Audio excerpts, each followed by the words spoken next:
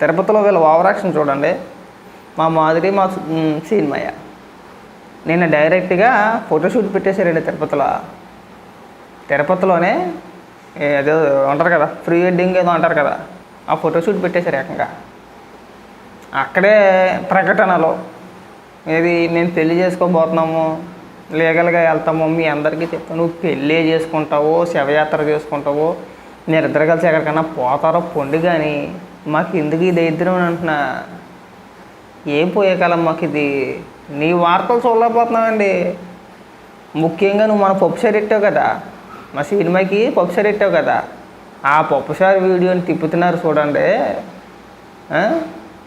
మా రాజా కోసం పప్పుసారి ఎట్టే నేను అనగానే నాకు బుర్ర ఏం పని చేయట్లా. ఇంత కాంట్రవర్సీలో కూడా ఆనందాన్ని ఎత్తుక్కుంటూ దాన్ని క్యాష్ చేసుకోవాలని చెప్పేసి నేను చక్కగా ఒక యూట్యూబ్ ఛానల్ ఓపెన్ చేసి వంటలో సరే ఓకే, వంటలు చాలామంది చేస్తూ ఉంటారు, చాలా ప్రోగ్రాలు ఉంటాయి, మేము కూడా చూస్తూ ఉంటాం.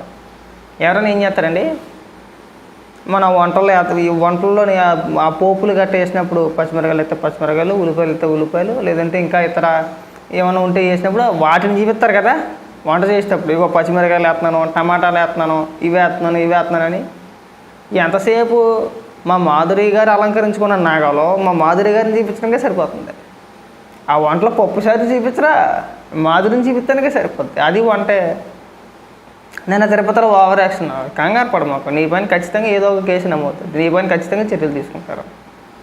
తిరుపతిలో అంత ఓవర్ యాక్షన్ చేసినందుకు నీ పైన మా సినిమా పైన ఖచ్చితంగా ఏదో ఒక చర్యలు అయితే తీసుకుంటారని అనుకుంటున్నా టీటీడీ అధికారులు. ఎందుకంటే దేవస్థానంలో ఈ ఫోటోషూట్లు కానీ లేదంటే పెద్ద స్టేట్మెంట్లు కానీ ఇవ్వకూడదు. నువ్వు చాలా పెద్ద ఓవర్ యాక్షన్ చేసావు, నేను అక్కడికి వెళ్ళి వదిలేయండి, ప్రశాంతంగా ఉన్నది. ఇప్పుడు మధ్యలో మీరు డైవర్ట్ చేసేస్తున్నారు.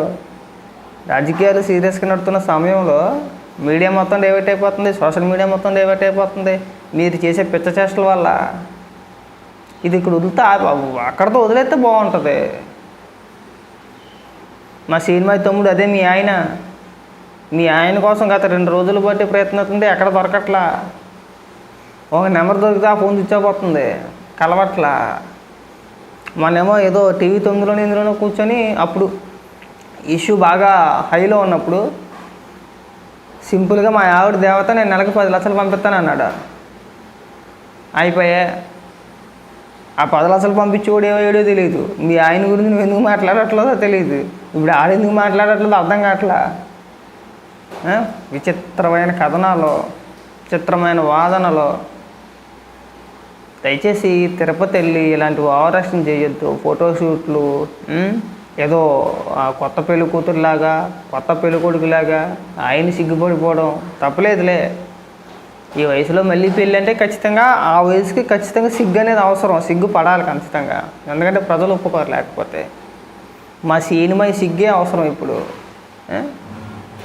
పెళ్లి గురించి ప్రస్తావిస్తూ పెళ్లి గురించి చెబుతూ సిగ్గుపడుతూ మెలికలు తిరిగిపోతున్నాడు. అరే నీకు ఆల్రెడీ పెళ్ళి అయ్యి 2 కూతుర్లు, ఓ కూతురికి పెళ్లి చేసావు. ఓ 2 దశాబ్దాల కిందటో 3 దశాబ్దాల కిందటో నీకు ఆల్రెడీ పెళ్ళి అయిపోయింది. ఇప్పుడు మళ్ళీ కొత్తగా పెళ్ళి అంటే సిగ్గుపడిపోతున్నాడు. పెళ్ళి ఒకటేగా కొత్తగా జరిగేది, ఇంక అందులో సిగ్గుపడిపోతాను ఏమన్నా సినిమాయా? వెనకటి కూడా ఇలాగ ఉంటుంది. బ్రహ్మానందం గారు డైలాగ్ వేస్తారు ఒకరిని ఉద్దేశించి, కూర్చొని ఉంటాడు అడుగు మీద, మరి నువ్వు డెంకన కొడుకువే కదా అంటే అంటాడు, పెళ్ళి గట్రా ఏమన్నాయనియా అంటే పెళ్ళి అవ్వలేదు కానీ గట్రాలు చాలా అని అంటాడు. అలాగా మీకు పెళ్ళి ఒకటే కదా కొత్త, గామాత్మని సిగ్గుపడిపోవడం దీనికి అండ్ సిగ్గుగా మీరిద్దరూ ఒప్పేసుకుంటున్నారు కదా, మీరిద్దరే పబ్లిక్గా చెప్పేస్తున్నారు కదా. మా సినిమా ఎక్కడ కూర్చున్నా ఏ ఇంటర్వ్యూలో కూర్చున్నా అంటున్నాడు, అన్నీ తిరిగేసాను అంటున్నాడు. ఆవిడికి మాత్రం అవన్నీ చెప్పకూడదు, అవన్నీ మా పర్సనల్ ఇద్దరు ఇంటర్వ్యూలో కూర్చొని డీటెయిల్గా వివరంగా చెప్తాం మేము అని ఆవిడ అంటుంది. పైగా మీరిద్దరు నవదంపతుల్లాగా ఏదో చిన్న పిల్లల్లాగా మళ్ళీ మీరు మీడియా ముందు సిగ్గుపడిపోవడం, మీ సిగ్గు తగ్గలెట్టాలో కానీ ఒక్కోసారి చిరాకే వస్తుందండి. చూడలేకపోతున్నాం మీడియాలో మీ వార్తలు కానీ లేదంటే ఆ రీల్స్ కానీ చూసినప్పుడు అవి బాబు లీటర్ బాబు ఇలా తయారయ్యారు, మరి సిగ్గు వదిలేసి వదిలేసారు అనిపిస్తుంది. వీడి చేసింది ఇదికి పెద్ద అని చెప్పేసి ఎండకొడుకో సామెత ఉంది, అలా తయారయ్యారు మీరు.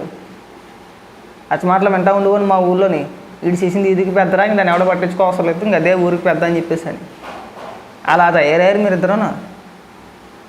ఇంక సిగ్గు వదిలేశారు. ఇంకా వీళ్ళు ఏమనుకున్నారంటే, ముఖ్యంగా మా మాధురిని ఉద్దేశించి మాట్లాడుతున్నా, మా మేడం గారిని.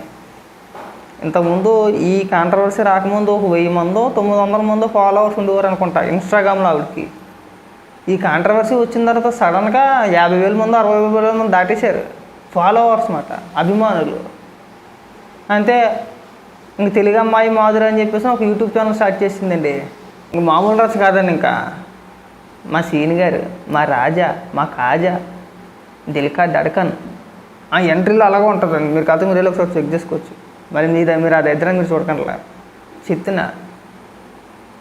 కాబట్టి ఏంటంటే, దయచేసి మాధురి గారికి, మా సీనిమాకి చెప్పేది ఏంటంటే, కొన్ని రోజులు మీడియాని, సోషల్ మీడియాని ప్రశాంతంగా వదిలేయండి.